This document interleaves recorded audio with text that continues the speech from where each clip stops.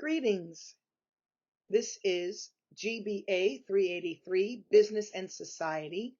This course covers a realm of topics around business ethics and corporate social responsibility and how we have an obligation in the way that we interact with society and keeping society safe and healthy. There's a lot of debate, of course, in what that means, but generally speaking, our goal in this class is to understand and incorporate ethics in our decision-making process so that when we go into any kind of challenging moment, we are making sure that ethics are a consideration in what we do. There's no right or wrong answer on how ethics will play out, as you'll see through the course material, but our goal in Chapter 1 is to give you an introduction to what are ethics and specifically what are business ethics.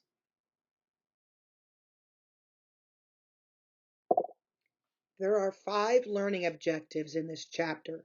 Number 1, analyzing the basic nature of business ethics. So basically understanding what are business ethics and how do they differ, or how are they an extension of philosophy or philosophical ethics. We're going to, number 2, emphasize the importance of moral reasoning and moral decision making in business ethics, and specifically how do we ensure that we are including ethical considerations when we make business decisions. For learning objective number 3, we're going to examine the ethical issues arising from globalization and international business. And that's an important concept because as we become more global, we have to recognize that there are different practices and norms in every country. And how do we make sure, number 1, we honor the ethical issues in different countries, but also to make sure that we are approaching things with as much consistency as possible. Number 4, we're going to look at the deep foundations and structure of moral reasoning, and hopefully that will be something that will guide us through all the decision making that we need to do. And then the last learning objective, number 5, assessing the factors that define and refine the concept of moral responsibility. So when we talk about moral rights and moral responsibility, what responsibilities do we have to the organization and to our customers and to our employees and to our suppliers? So there's a lot of people that we need to think about, and what are the foundations of our moral responsibility.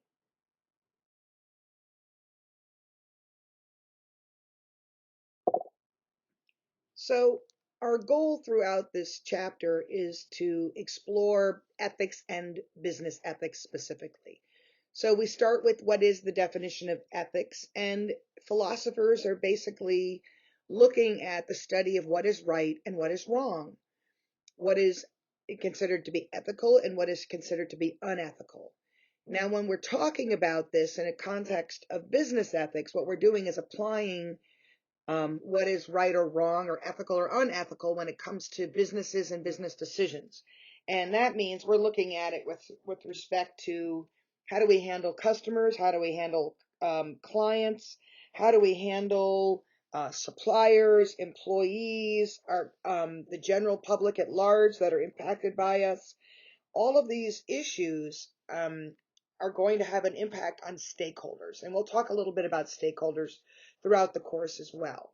Stakeholders are generally anybody who affects or is affected by the organization. And so when we're making decisions, we should consider the ethical impact on all of our stakeholders so that when we're ready to make our final decision, we are doing the best that we can given the impact that our decision is going to have on all of our stakeholders. That's the goal.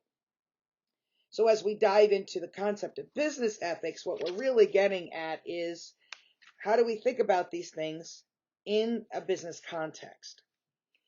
We're also going to get into understanding the conceptual frameworks for business ethics.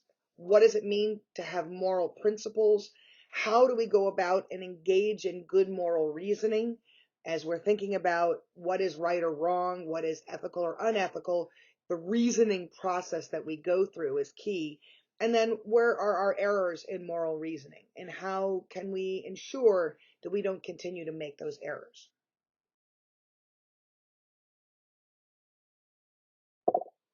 So let's start with the nature of business ethics. As I said, business ethics is a subset of ethical studies and ethical theories that are typically researched and pondered in the field of philosophy.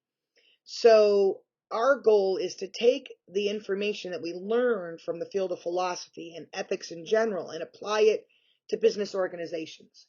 And in some ways, this is fairly consistent. Um, but in some ways, it's kind of unique in the way that we have to think about ethical decision making, particularly in the context of a society where capitalism dominates our decision making styles and dominates the way that we go about making money, earning money, giving money to other people, et cetera, et cetera. So we should be thinking about business ethics and the application of ethics to business decisions regarding how we deal with our stakeholders, how we deal with our suppliers, how we deal with our customers, how we deal with society at large, where our businesses are located and what impact we have on the business our local society. How do we deal with our customers, our managers, our anybody that affects or is affected by any business decisions? So let's start with what is ethics in general. Ethics are principles of conduct, first and foremost. They are the rules by which we have to behave in an organization. They're a set of standards that are expected of us. Some of it is assumed and some of it may not be assumed. But our goal really is to ensure that we are considering as we make decisions what we need to do and why we need to do it. Then we have to think about personal rules, where there are always external rules for how people should behave. Personal rules are the standards that we hold ourselves to, that internal compass, if you will, and making sure that we are following our own personal rules of good behavior and being consistent in the way that we approach behavior. So it's sort of balancing sort of the external and the internal. Like there are external pressures on us to behave in a certain way, but there are also internal pressures that we put on ourselves to make sure that we are behaving appropriately. Then we have the study of morality. And morality is what is right, what is wrong, and in what contexts are things right or wrong. And ethics and morality overlap, but they're not always identical. We'll get into that in a little bit. Ethics as investigation means that we're not just simply deciding what is right or wrong, but we're also teaching you a process for making decisions. How we go about making those decisions. What do those concepts mean in the context of making and applying decisions? What we recognize is there aren't hard and fast rules on many things regarding what is right or wrong. For example, is the law something that guides us to what is right or wrong? Not really, because there are times when something could be legal, but it may not be ethical. And that's where we have to reconsider, what we're doing and why we're doing it. And this is where internal rules and external rules may come into conflict, right? Because even though the law says I should do something, my morals tell me that this is not the right thing to do. There's a lot of gray area when it comes to ethics, and just because something might be considered appropriate under one ethical lens or one ethical ideal doesn't mean that it applies to all situations or to other ethical norms and ethical ideals. And we have about 4 major ethical theories that we utilize when we make decisions, and we'll go through those and understand those, and you will get to understand your own ethics and norms and your own ethical lens in this class. But just because there's only 4 that we tend to use here in business doesn't mean that there aren't other ethical theories out there. Most of them are sort of variations on the major 4, but there are still some, like relativism and hedonism and things like that really just don't apply to business ethics, because they're not really a form of managing behavior so it does not have a negative impact on our stakeholders.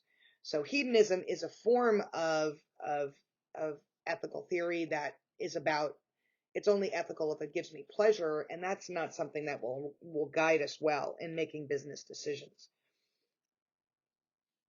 So our goal here is to not only teach you what the theories are, but to help you to learn how to consider ethics every step of the way when you're making business decisions. So the first case that you'll see in your textbook is this Merck and Company case, and it's about the river blindness and developing a drug that could help with river blindness. And so here's some of the ethical dilemmas that Merck faced. Should they develop a drug that's going to help millions of people but lose money? So if you believe that your only mission is to make money, then it would be considered to be unethical to develop that um, that drug because you're going to lose money doing so. Yet, do businesses have an obligation to help people even if it doesn't make them money? And some people would argue yes, and some people argue would no. And I argue it depends. And certainly we don't want to do it if it's going to harm us or put us out of business. And we don't want to do it if at the end of the day, we go out of business by providing the service. But at the same time, sometimes we have an obligation, particularly a company like Merck has an obligation to treat people safely, kindly, and fairly, because drugs and prescription drugs particularly can be life or death for people. So it is important that we consider the dilemma that Merck faced, making profit, which is something that is our financial responsibility to our organization and our stakeholders and shareholders. Or do we help a bunch of people because we have the capacity and the ability to do so?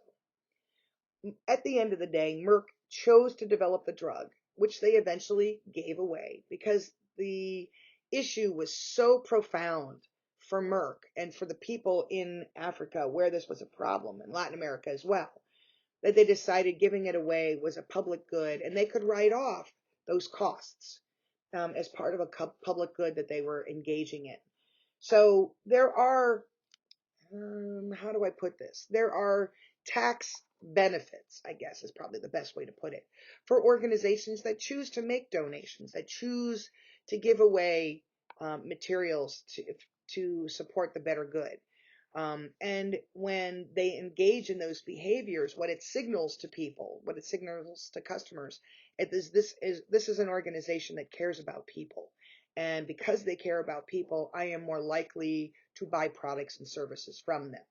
I go back to a time when Johnson and Johnson, who is the maker of Tylenol, made some strategic decisions when there were some Tylenol capsules in Chicago that had been tainted with, I believe it was cyanide, but it was some sort of poison in it. And they didn't know how the cyanide had gotten in there, so they just automatically pulled all the Tylenol off the shelves and said, we're pulling it off the shelves until we figure out what's happening. That lost a lot of money for them. But the good news on this is they made a good decision to do this. It turns out that somebody had infected the capsules after the things had gone through manufacturing and were already on the shelves. So they didn't have any impact on it. But because they acted with the public's safety in mind, people were much more likely to trust Johnson and Johnson and the products and services that they offered. And that's the trade-off that we need to consider, right? I might decide that this doesn't benefit me financially, but I should do this nonetheless. And yet at the same time, the long-term goals of having public opinion and how the public will think about it is really the key for us to be considering here. So continuing with our discussion of Merck, what was a further consequence of the river blindness story? And at the end of the day, Merck developed programs to distribute those drugs, and they extended programs to include treatment of related diseases. So by investing in this and doing the right thing, there were better outcomes for them at the end of the day because they were able to invest in and earn money from treating related diseases. So just because in the moment you might lose some money by having to give things away doesn't mean that there aren't benefits that come from it in terms of public opinion, and in terms of profit that can be made in other ways based on treating similar diseases. So they developed a great distribution program to get the drug out to people as needed, and then they benefited from it in the long run by making sure that they could treat other diseases. So that opened up the door to really expand and help people who were having problems with river blindness. So why should businesses be ethical? Well, there's a whole host of reasons why, which we'll get into.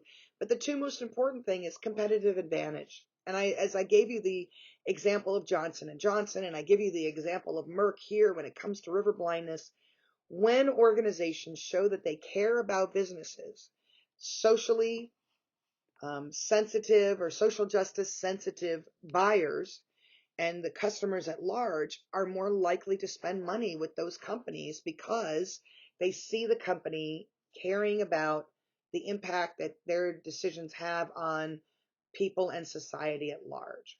So why should businesses be ethical? Well, because it's a competitive advantage for them. Because if I have to choose between a business that runs things ethically and unethically, I'm far more likely to choose products or services from a company that behaves ethically. Because this way I know that my dollars are going to support a company that is doing the right thing. And Merck, obviously sees that. Merck has benefited from that. Why aren't all businesses ethical? Well, that's a great question. I wish I had an answer for it other than some people believe that the goal is only to make profit and everything else just doesn't matter. So if they can get away with it and they can do the bare minimum to make sure that they make profit, that's all that matters to them. And that's not going to help us and that's not going to serve us in the long run. But nonetheless, that's the goal. Some people actually don't know how to make sense of ethical choices. And so they trip and fall over ethical decisions without having recognized how important it is to include ethics in their decision-making process. So nonetheless, it's very important for people to recognize that